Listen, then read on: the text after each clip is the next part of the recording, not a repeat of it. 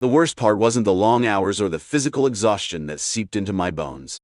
It was the crushing realization that 5 years of unwavering loyalty meant nothing when I needed a single day to say goodbye to my friend's casket. I watched my request disappear into the cold machinery of corporate indifference while 4 perfectly capable workers sat idle at the shop. Something broke inside me that day, something that would never heal until I found my escape. Looking back, those 5 years in the oil and gas service industry aged me more than a decade. The rotation was brutal. 15 days on, 6 days off, with my body and mind constantly pushed to their limits. The first 4 years stationed at a remote outpost 7 hours from anything I called home created a strange limbo where life existed only in 6-day bursts between endless stretches of work. The isolation became normal, the exhaustion became expected. I took pride in being reliable. When others quit after months, I endured. When emergencies struck and they needed extra hands, I volunteered. Those 100-plus days I worked through my scheduled time off became badges of honor in my mind. Proof that I was different, that I was committed. Every time I pushed through fatigue to cover another shift, I believed I was building something. Respect, trust, a foundation for reciprocity when I would inevitably need it. The transfer to a shop closer to home felt like a reward for those years of service. Only a few hours drive instead of 7 meant I could actually maintain connections to my real life. The pay increase was substantial enough to justify the $4,000 transfer bonus I'd need to repay if I left before a year. Everything seemed to align, especially being paired with a supervisor whose working style complemented mine perfectly. For a brief moment, I believed things were looking up, but the culture was toxic in ways I couldn't have anticipated. Where my previous location had operated with a skeleton crew of dedicated workers, this busier shop churned through employees like disposable parts. Management viewed us not as investments but as interchangeable components, use until broken, then replace. Despite my experience making me the most senior hand at the shop, my value extended only as far as my immediate utility. My friend's death hit me like a physical blow. We'd met years before I started in the oil fields, back when life seemed full of endless possibilities. He'd survived the initial car accident, giving all of us hope, only for complications to steal him away when we thought the worst had passed. The funeral was scheduled on a Wednesday, one of my workdays, but with 2 days' notice, I believed my request would be reasonable. "We're fully booked," the assistant manager said, not even bothering to look at the schedule. Request denied, no discussion. No attempt to accommodate. Just flat denial.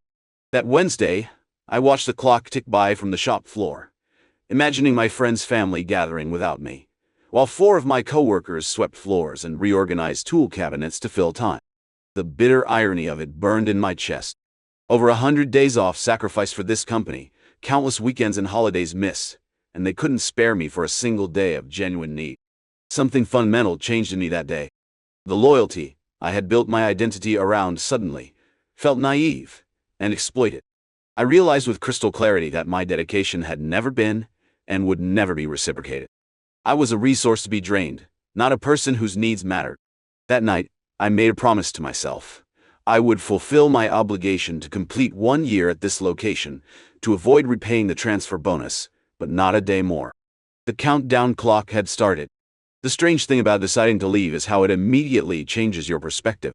The daily irritations that had become normal suddenly stood out in sharp relief. The casual disregard for our time, the arbitrary denials of reasonable requests, the constant pressure to sacrifice more without recognition, all of it became unbearable now that I knew I wouldn't endure it forever. I began researching opportunities methodically, treating it like a second job. My focus quickly narrowed to a mining operation where we regularly performed service work. Every time our crew went there, I noticed how differently their employees were treated. They had predictable schedules, actual safety protocols that weren't just for show, and management that at least pretended to value their workforce. Most importantly, it was close enough that I could commute daily, no more missing weeks of my life. I quietly reached out to contacts I'd made there over the years, gathering intelligence on the work environment, the application process, and what they actually looked for in new hires. The picture that emerged confirmed my hopes. It wasn't perfect, but it was significantly better than where I was. With careful attention to detail, I updated my resume to highlight the skills I knew they valued. I emphasized my experience with the precise equipment they used, and the problems they typically faced. When I submitted my application, it wasn't a desperate plea to escape. It was a calculated demonstration of how I could solve their problems. Then I waited, continuing to perform my job with the same professional commitment I always had, even as my emotional investment dwindled to nothing. Every day felt like serving a sentence I knew had an end date. Weeks passed with no response. I began to wonder if my application had disappeared into the void. Then, driving back from a particularly difficult job site, my phone rang with an unknown number. Exhausted and focused on the road, I let it go to voicemail. When I finally had a moment to listen to the message, my heart raced. The HR representative from the mining company wanted to schedule an interview in just 2 days. My immediate elation crashed against the reality of my situation. Getting time off, especially on short notice, had already proven impossible. I called back immediately, hoping for flexibility. The HR representative was apologetic, but firm. They organized interviews in batches based on their hiring needs, she explained, and couldn't easily reschedule. She offered to put me on the list for the next round, but couldn't say when that might be, possibly months away. The opportunity I'd been waiting for was slipping through my fingers before I could even grasp it. I agreed to the interview time without any idea how I would actually make it happen. Desperation is a powerful motivator for creativity. My first instinct was simple: call in sick. What could they do? Fire me from the job I was trying to leave? But something about that approach felt wrong. Not because I owed the company anything, but because it didn't reflect who I wanted to be. 5 years of integrity and professionalism shouldn't end with a lie, even a justified one. There had to be another way. With the interview looming just days away, I approached the assistant manager, the same one who had denied my funeral request, and told him I needed time off for an important personal matter. As expected, he immediately refused, not even pretending to consider it. "Whatever it is, we'll have to wait for your days off," he said, already turning back to his clipboard. His dismissive response ignited something in me. Not anger, but determination. I thanked him and walked directly to the job board, scanning the upcoming assignments with new purpose. And there it was, the perfect solution staring me in the face. The mining company I was interviewing with had requested a service job scheduled to start the next day.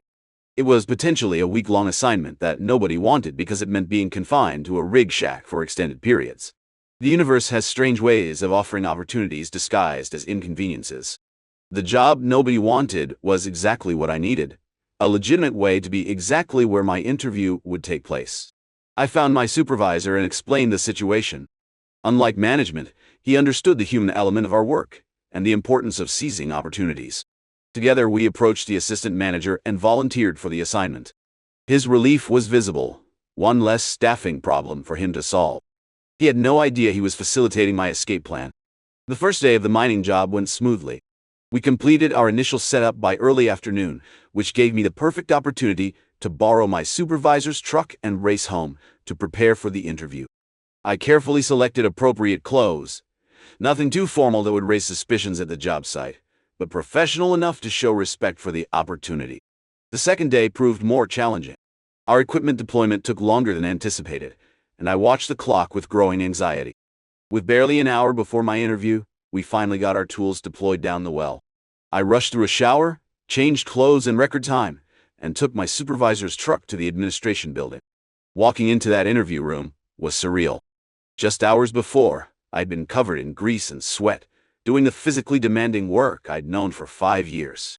Now I was presenting myself as a potential employee to people whose worksite I was actively servicing. If any of them made the connection, they gave no indication. The interview itself went better than I could have hoped. My familiarity with their operation allowed me to speak precisely to their needs. When they asked about specific challenges they faced, I could offer concrete solutions based on my observations over years of service work. What might have seemed like impressive research was actually knowledge gained through countless hours, working alongside their teams. As I answered their questions, I felt something I hadn't experienced in years: genuine excitement about work. Not just relief at the prospect of escape, but actual enthusiasm for what I might accomplish in this new role. The reduced starting salary seemed insignificant compared to the opportunity to rebuild my relationship with work, to find value beyond mere survival. I left the interview feeling lighter, as if I'd set down a burden I hadn't fully acknowledged carrying. Whatever the outcome, I had taken control of my professional future instead of passively accepting what was offered. The call came a week later. They wanted me to start in 2 weeks, with a clearly defined progression path that would have me matching my current salary within a year and substantially exceeding it by year 4. The benefits package was superior, and the schedule would give me twice as much time to actually live my life. The starting wage was lower, a fact that gave me brief pause. 5 years of experience and expertise, and I was considering what looked on paper like a step backward. But the prison of golden handcuffs had lost its hold on me. I knew what my current salary truly cost: missed funerals, strained relationships, and the slow erosion of my sense of self-worth. No amount of money could justify that continuing price. I accepted the offer on the spot. Walking into my manager's office to submit my 2 weeks' notice felt like the culmination of a long journey. He seemed genuinely surprised, which only confirmed how little attention they paid to their employees' experiences. When I told him where I was going, his eyebrows shot up in recognition. One of our regular clients. "What are they paying you?" he asked, clearly calculating whether a counteroffer was worth the effort. When I told him the starting figure, he actually laughed. "You're taking a pay cut. Why would you do that?" His reaction crystallized everything wrong with how he viewed work and value. In his mind, the only possible motivation was money. The idea that workplace culture, respect, work-life balance, and future potential might factor into a decision was completely foreign to him. When a person takes a pay cut to leave, I told him, obviously that ship sailed long ago. The confusion on his face was almost worth the 5 years of frustration. Almost. My last 2 weeks at the service company passed in a strange limbo. I continued performing my duties with the same professionalism I always had, but I felt increasingly disconnected from the daily crises and politics. Problems that would have consumed me weeks before now seemed trivial and temporary. I was already mentally transitioning away. What surprised me most was how few people seemed to care that I was leaving. After 5 years, longer than almost anyone else had lasted, my departure barely registered. No exit interview, no attempt to understand why someone with my experience would choose to leave, not even a proper goodbye from upper management. Just paperwork and a reminder about returning company property. My supervisor was the exception. On my last day, he pulled me aside and told me he was proud of me for making the change. "This place takes more than it gives," he said. "Always has." I learned later that he followed my path out just 3 months after I left. Walking into the mining company on my first day felt both terrifying and liberating. The familiar surroundings where I had worked countless service jobs now represented something entirely different, a future I had chosen rather than accepted. The transition wasn't always smooth. Learning new systems and adapting to different expectations brought challenges. The pay cut meant careful budgeting for that first year. But even on the hardest days, one fundamental difference remained. When I needed time for important life events, my requests were treated with respect and consideration. My humanity was acknowledged. It's been 15 years since I made that decision. The promised salary progression materialized exactly as outlined, and my financial situation improved far beyond what would have been possible at the service company. But the true value has been measured in moments, being present for family milestones, having the energy to pursue interests outside of work, developing friendships with colleagues who became genuine friends rather than trauma-bonded survivors. I sometimes think about that funeral I missed. My friend deserved to have everyone who cared about him present to say goodbye. That loss, that moment of forced absence, can never be reclaimed. But it served as the catalyst for change that ultimately improved every aspect of my life. The irony isn't lost on me that my former employer facilitated my escape by sending me directly to the place where I would interview for my future. Sometimes, I wonder if that perfect coincidence was pure luck or something more, my friend's final gift, perhaps guiding me toward a better path. What I know with certainty is this: loyalty in the workplace cannot be one-directional. Companies that demand unwavering dedication, while offering none in return, don't deserve the best years of our lives. The true measure of a good workplace isn't found in the salary alone, but in how they respond when we need them to recognize our humanity. I don't regret those 5 years entirely.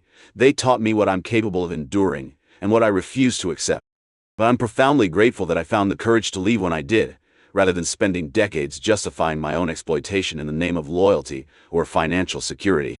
Sometimes the bravest professional decision isn't climbing higher, but stepping sideways onto a different path altogether, even if it temporarily looks like a step down. 15 years later, I can confidently say it was the best decision I ever made.